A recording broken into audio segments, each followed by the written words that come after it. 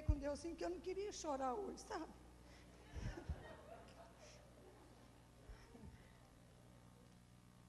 Mas é difícil, né?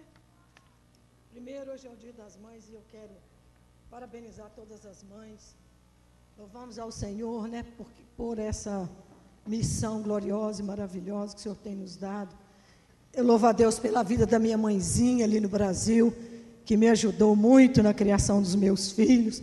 E louvo a Deus pelos filhos que o Senhor me deu, pelo marido, pela minha família, meus irmãos que aqui vivem, e que o Senhor possa continuar nos abençoando no caminho dele, e que nós possamos frutificar mesmo, para a honra, glória e o louvor do nome dele. Quero agradecer ao pastor pela oportunidade, um tanto difícil, né, irmãs?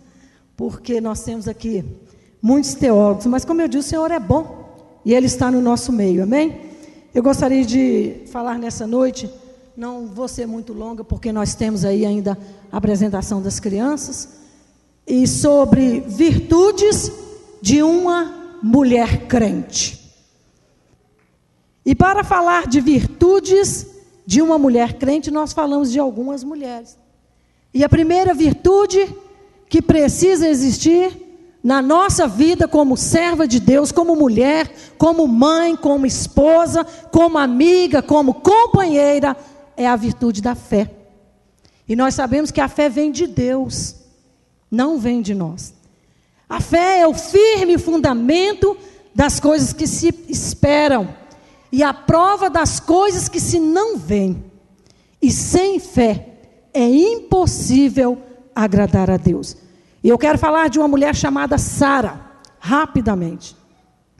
Sara foi uma mulher que na primeira instância ela falhou. Está lá no livro de Gênesis, no capítulo 18. Eu não vou ler todo o texto, você pode conferir. Aí, a partir do versículo 11 de Gênesis 18. Quando diz assim: e eram Abraão e Sara já velhos e adiantada em idade. Já Sara havia cessado o costume das mulheres. Assim, pois, riu-se Sara consigo, dizendo: terei ainda deleite depois de haver envelhecido, sendo também o meu senhor já velho? E disse o Senhor a Abraão: por que se riu Sara, dizendo: na verdade gerarei eu ainda, havendo já envelhecido? Haveria coisa alguma difícil para Deus?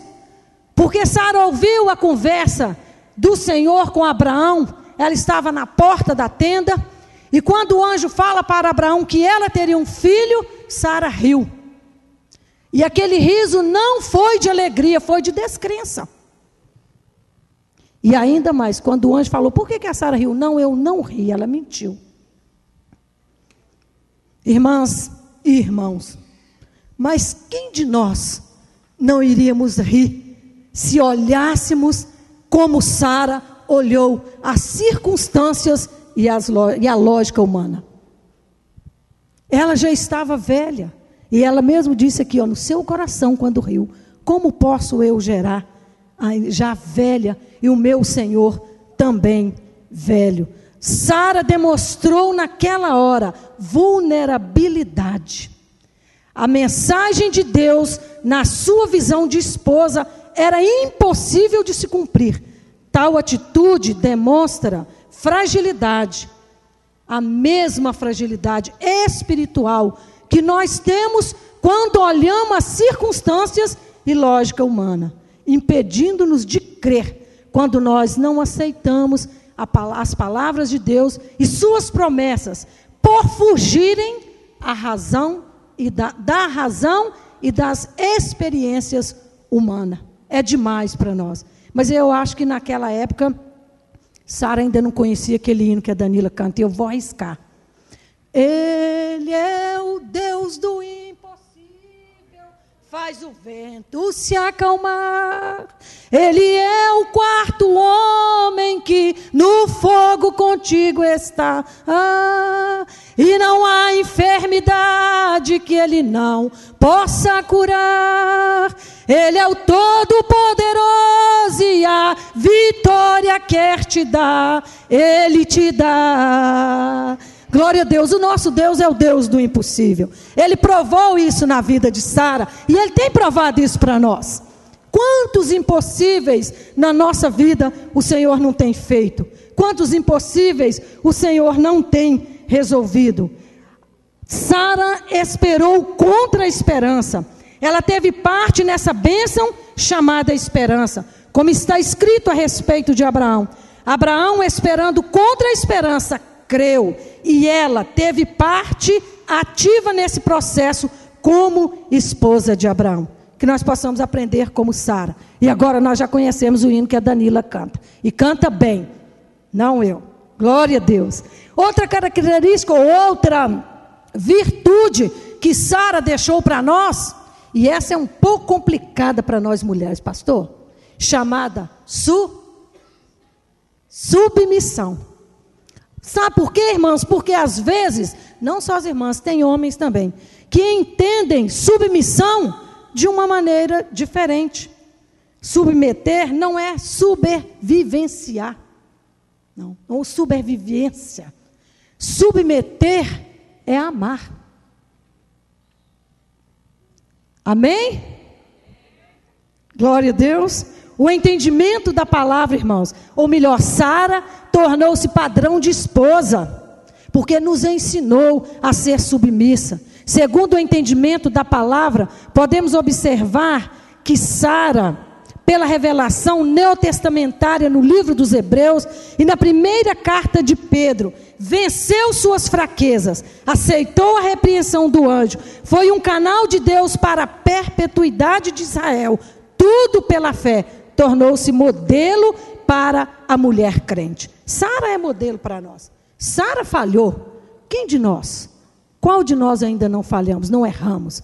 Mas ela deixou Deus mudar o seu caráter quando ela mentiu, quando ela não creu. Ela deixou Deus trabalhar na sua vida, tornando-se assim modelo de serva de Deus para nós. Modelo de vida, de fé, de submissão. Não há contradição quando a Bíblia expõe as falhas de Sara, de jeito nenhum. Com a sua vida modelar. Todos nós sabemos que a perfeição de caráter é um processo contínuo e crescente de vida. Você vê isso lá em Filipenses 3, 13 e 14. Quando Paulo fala assim, deixando as coisas que para trás ficaram. Esquece, passado, o Senhor já perdoou. Vamos prosseguir para o alvo, para a soberana vocação em Cristo Jesus. Amém? Aquela serva de Deus cresceu tanto neste aspecto, que o Espírito fez-lhe referência como uma serva modelo. E o ensino principal da submissão de Sara. Sara chamava Abraão de meu Senhor. Não é porque ela se sentia uma escrava. Porque na casa da Sara, não estou exortando ninguém, irmãos, é a palavra de Deus, está no meu coração. Mas na casa da Sara, quem era o Senhor? Era Abraão mesmo. Glória a Deus, por isso que nas nossas casas, o Senhor é o nosso esposo, é o esposo de cada uma. E Deus é o soberano. E Ele está conosco. E quando Deus está conosco no processo, na caminhada, quando precisa de transformação, Ele transforma. E Ele está sempre do nosso lado, nos ajudando nessa missão, nessa tarefa maravilhosa que é ser mulher, mãe, esposa, amiga e companheira. Era isso que Sara era para Abraão e deixou esse exemplo para nós. O ensino principal do texto da primeira carta de Pedro, no capítulo 3, do verso 1 ao 6, é este: mulheres, sede vós igualmente submissa a vossos próprios maridos, como fazia Sara, que obedeceu a Abraão, chamando-lhe Senhor, da qual vós tornastes filhas. Então nós somos filhas de Sara. E as filhas sempre imitam a mãe, não é verdade? Marcela falou amém, porque um dia ela chegou numa casa de alguém da nossa família, e a pessoa estava fazendo a coisa de um jeito, e ela ajudou a preparar um almoço e fez do outro. Ela falou, mas eu tenho tanto tempo, a tia dela, de cozinheira, e não lembrava disso. Ela falou, não, mas a minha mãe faz assim. Então, de uma maneira, nós queremos imitar a nossa mãe. Então, vamos imitar a Sara, ser essa mulher que foi Sara, cheia de fé, submissa ao seu marido, e acima de tudo, amou a Deus sobre todas as coisas. E lembre-se, irmã, submissão não é subvivência, mas respeito e autoridade do marido. Efésios 5, 22 e 23. Submissão é amar. Por que que o Senhor Jesus se entregou naquela cruz?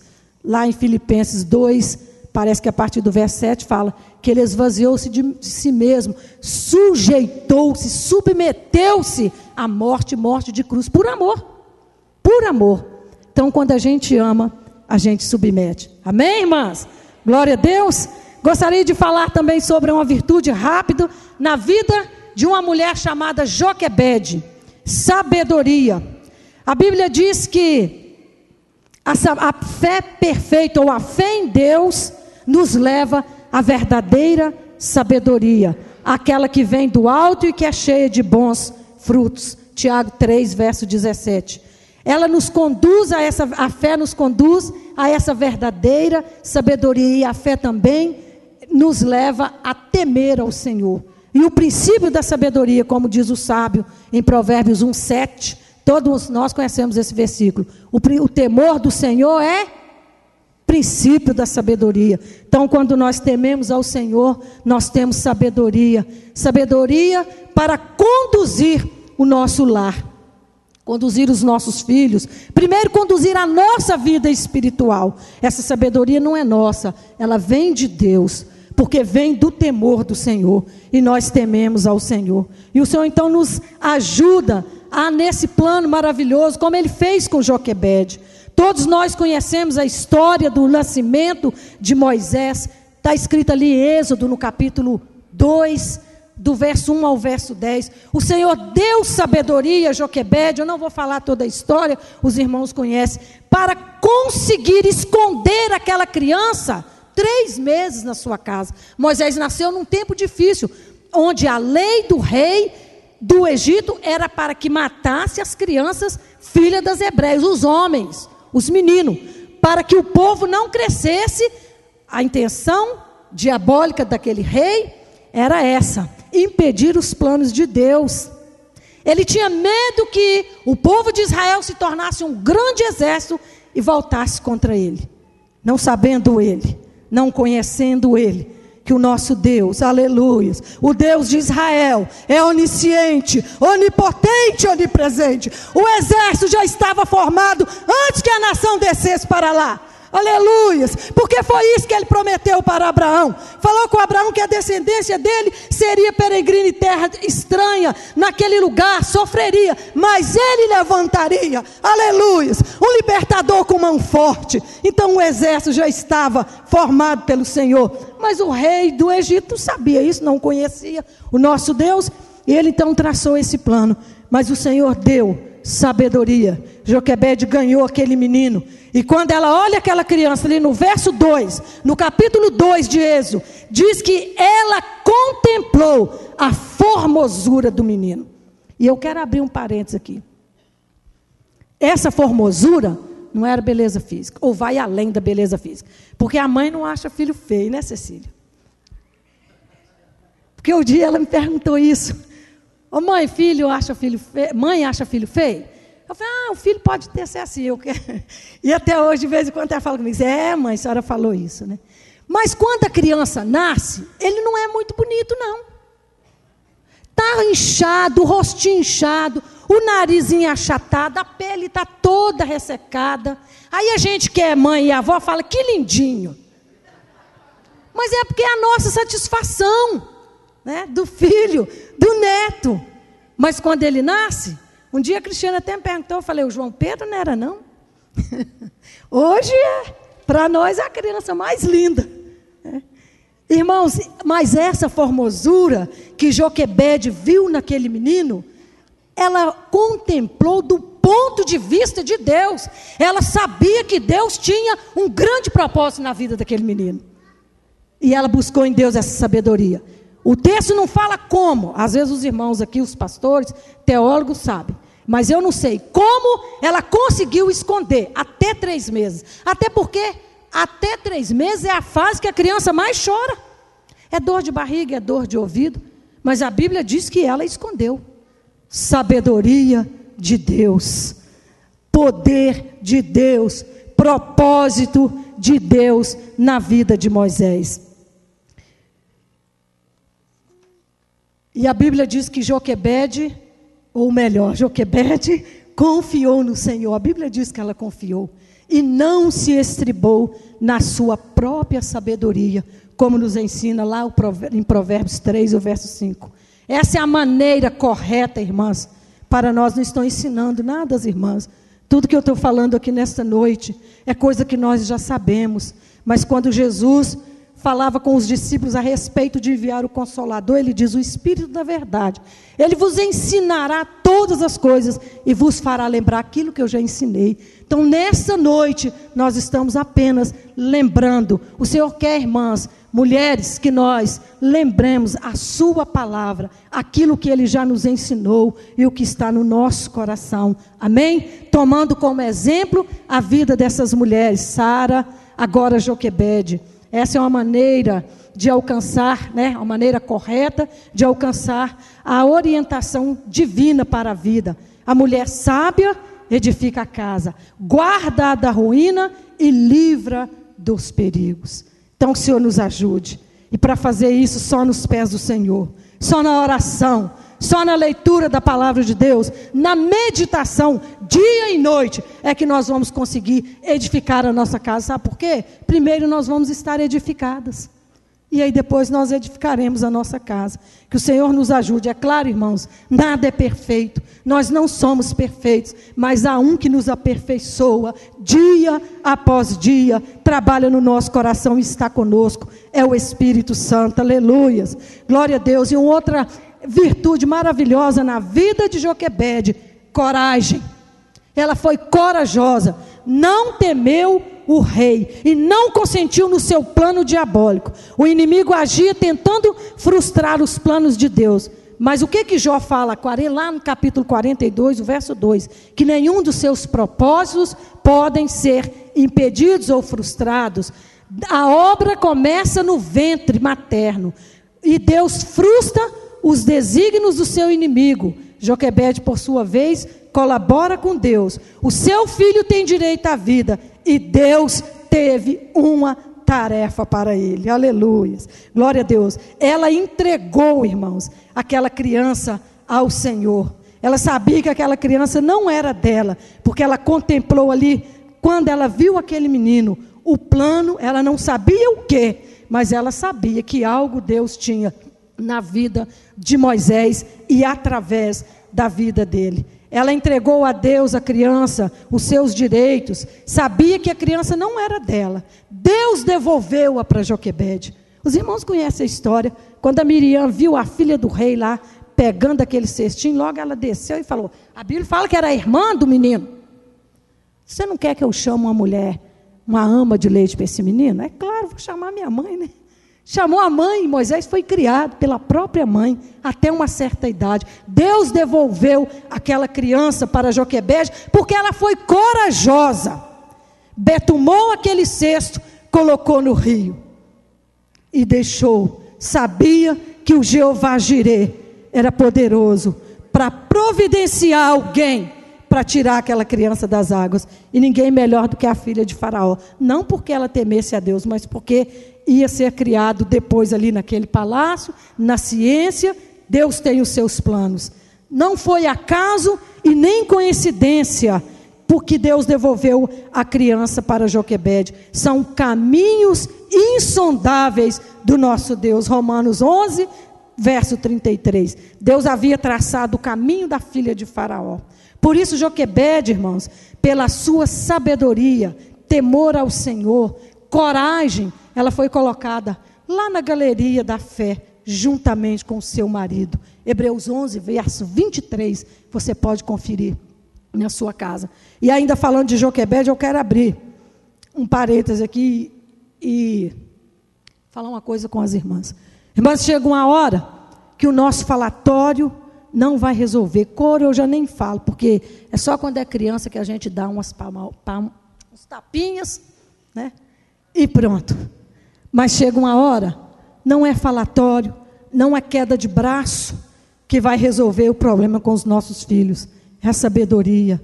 buscar em Deus, vamos betumar a vida dos nossos filhos com oração e consagração ao Senhor em favor deles. E Deus vai guardá-los, seja em qual rio eles estiverem, o Senhor estará guardando, porque a Bíblia diz que o Senhor guarda a geração daqueles que temem ao Senhor. Glória a Deus. Mulheres, vamos temer ao Senhor e vamos ser como Ana, que foi mansa, sincera, ou melhor, humilde. Quem é manso é humilde, quem é humilde é manso. Mansidão e sinceridade podemos ver na vida de Ana. Ana tinha uma rival, os irmãos conhecem a história, está lá no primeiro livro de Samuel, no capítulo 1, do verso 2 até o verso 11. Penina provocava excessivamente na festa anual. Quando as provocações aumentavam, Ana foi sozinha ao santuário para orar e chorar solitária nos pés do Senhor. Tem momentos que é só nós e Deus. Ninguém pode fazer nada. Eu me lembro de uma irmã que passou por uma situação difícil na vida dela, e um dia ela me falou: Meire, quando eu fechava aquela porta ali, que vocês saíam da minha casa, eu falava: Deus, é só eu e o Senhor. E o Senhor deu vitória à nossa irmã, glória a Deus, né? Está aí caminhando firme na presença do Senhor com a sua família, e é divinense, glória a Deus, né? Não é porque venceu porque é divinense, não, porque é serva do Senhor, amém? E eu estou empolgado com os nossos irmãos divinenses que chegou ali. É bom ver alguém da nossa cidade. Mas Ana é uma mulher que estava atribulada de alma. Todos os irmãos, todos nós conhecemos a história de Ana. Quando Elias censurou ali no templo, por estar pensando que ela estivesse embriagada, ela respondeu de maneira branda, aceitou a repreensão sem ressentimento, sem tentar justificar, sem reivindicar os seus direitos. Respondeu de maneira humilde, porque estava na presença do Senhor. Talvez se fosse eu, ia levantar, enxugar as lágrimas e falar: pastor, o senhor está doido? Eu não estou bêbada. Mas não foi assim que Ana fez. Ana disse: ah, meu Senhor, a tua serva não está embriagada, eu estou com a alma amargurada. E Deus contemplou a sinceridade do coração de Ana. Ana não pediu um filho a Deus para competir com a Penina, não. Porque diz a Bíblia, o texto, que a Penina provocava e ela só chorava. Ela não reivindicava, ela era mansa, ela era humilde. Ela não pediu um filho a Deus, ou não pedia um filho a Deus para ter o amor do seu esposo, não, porque ela já tinha. A Bíblia diz que Eucana amava a Ana, tanto é que ele dava a porção maior do sacrifício, e ele perguntou para ela: Ana, por que chora assim? Não te sou eu melhor do que 10 filhos? Ana pediu um filho a Deus para a sua realização própria, ou para a realização como mulher e como mãe. E quando chegou o tempo certo, ela entregou aquele menino ao Senhor. Deus viu a sinceridade do coração de Ana. Ela não estava pedindo um filho para competir, nem um filho para ser amada. Ela estava pedindo um filho para se realizar. Tanto é que ela entregou. Mas como diz o nosso pastor, Deus não fica devendo nada a ninguém. Deus não deu apenas Samuel para Ana. Deus deu mais 5 filhos. 3 filhos e 2 filhas, depois que ela levou Samuel para o altar do Senhor. Ana aprendeu a orar, renunciou aos seus direitos, ofereceu o sacrifício a Deus, demonstrou gratidão a Deus, fez uma entrega completa ao Senhor. Ela estava atribulada, e nos diz que a tribulação, ou melhor, a tribulação de Ana foi transformada em alegria. Irmãos, quem nunca passou uma tribulação? E a tribulação nos leva mais para perto de Deus. Eu já estou terminando. Mas eu quero contar um testemunho para os irmãos aqui. Quando eu digo que a tribulação traz a gente para mais perto de Deus. Prova disso é que quando o povo de Israel afastava, Deus mandava alguma tribulação. E aí o povo se achegava. Em toda a minha caminhada cristã, até o ano de 2005, e eu fiz membro da igreja em 1979, até 2005, irmãos, eu não tinha feito uma consagração de 12 horas. Eu estou contando isso aqui para a glória do Senhor. Eu já dei Ele toda a honra, toda a glória e todo o louvor. Já passou, agora eu vou contar para os irmãos. Até 2005, e eu já tinha passado muitas tribulações. Eu ainda não tinha, não sei se foi falta de esforço, falta de posição, ainda não tinha entrado numa consagração com o Senhor de 12 horas. Mas quando foi em 2005, eu estava aqui para legalizar. E uma irmã foi na minha casa, esperando a legalização. Uma irmã falou comigo assim: irmã, eu estou sabendo que você vai na entrevista, sua família. Eu falei, vou. Olha, os exames que nós fizemos lá em Stanford tem problema. Nem meus filhos sabiam disso, sabem agora, vão saber agora. A irmã sabe. Você vai lá, conserta os seus exames. E ora, irmã, porque lá naquela imigração tem um chinês. Impedir a bênção ele não impede não, mas ele quer atrasar. E eu falei, Jesus, eu já estou com a filha, eu acho que de 22, né? Já estou com a filha de 21, Jesus, é o Senhor que deu. Irmãos, eu entrei no estreito com Deus, sabe? E o Senhor me livrou daquele chinês. Porque tinha propósito. Eu sei de alguém que passou por aquele homem. Ele não impediu, irmãos, ele não conseguiu impedir a bênção, mas ele atrasou. Ele estava atrasando, pegando no pé por pouca coisa. Aí, nessa época, eu me vi numa consagração de 12 horas. Tribulação chega ou não chega, gente, para perto de Deus? E quando a gente está lá no Brasil querendo vir para cá, Jesus, eu vou tentar meu visto. Dizem que lá tem fulano de tal naquele consulado que é assim, tira do meu caminho. É ou não é, irmão Zerina e Débora? Mas o nosso Deus, irmãos, é Deus poderoso. Nós que somos fracos. Mas lá na galeria dos heróis da fé, Hebreus 11, no final tem um versículo que diz assim: todos eles tiraram força da fraqueza. É da fraqueza que nós tiramos força, porque forte é o nosso Deus. Forte é aquele que está conosco. E Ana foi vitoriosa, irmãos, porque soube esperar no Senhor. E teve um coração contrito e quebrantado. Foi sincera diante de Deus. E os filhos são bênção do Senhor. Olha, irmãos, ela dedicou um ao Senhor. O Senhor deu 5. Que maravilha, que bênção, né? Que o Senhor possa nos ajudar, irmãs, a estar sempre dedicando os nossos filhos ao Senhor. E Ele vai nos dar muitos e muitos frutos. Muitas vezes, desse testemunho que eu falei aqui, nós somos permitidos por Deus passar pelo fogo para ser aprovado, para receber a bênção, passar provação. E concluindo a palavra nesta noite, que Deus nos ajude, mulheres, também os irmãos, a viver a fé, a submissão, porque os irmãos também têm que ser submissos, são submissos aos seus líderes, ao seu pastor e muito mais a Deus. Que nós tenhamos a fé, a submissão de Sara, a sabedoria, coragem de Joquebede, a sinceridade e a humildade de Ana, porque assim em Deus faremos proezas, amém? E eu quero deixar para todas as irmãs um versículo que está lá em Provérbios 14 e o verso 30, que diz assim: enganosa é a graça e vaidade a formosura, mas a mulher que teme ao Senhor, essa será louvada, amém?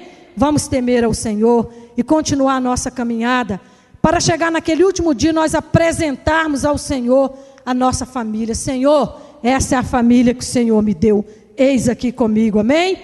Que o Senhor nos ajude